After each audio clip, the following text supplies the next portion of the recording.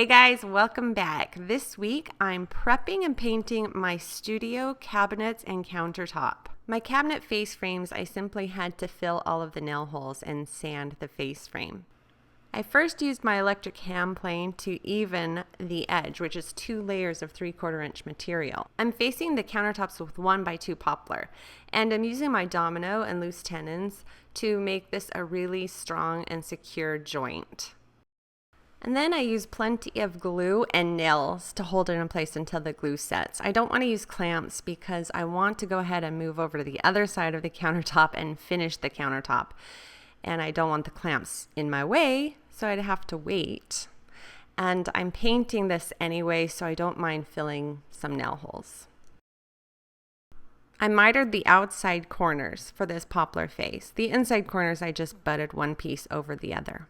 I only used dominoes on my big island where I had seams in the plywood and MDF. The rest of it I just used plenty of glue and nails. I used plenty of glue so there was some squeeze out that I scraped off after it dried, and then I sanded the entire countertop several times.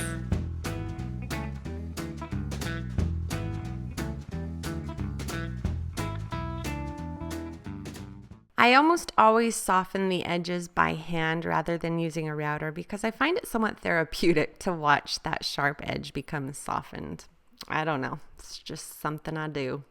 I'm spraying my primer and paint so I plastic off everything that I don't want any overspray on, and that fan in the window helps prevent this room from becoming a dust cloud of overspray. All of the bottom cabinets will have drawers, and all of the upper cabinets, except the 2 that I painted, will also have drawers. So I'm not bothering to prime and paint the ones that will be housing drawers. I used a waterborne primer, so after it dried, I went in and lightly sanded down the raised grain. I sanded the entire surface, the cabinets and the countertop. And I went in with a second coat of primer in a few areas, and I hit the upper cabinets because they're going to be open for a while and I just don't want to have to see all that brown for so long. And then I sanded everything again, vacuumed and wiped everything down before I started to paint. I'm using a semi-gloss paint, and I'm using the same paint on the cabinets and the countertop. I sprayed at least 2 coats on everything, and I applied it a lot thicker on the countertops because it's a horizontal surface, and I had time to level out without dripping. I knew I wanted a white countertop, and I didn't want a hard surface like stone or concrete.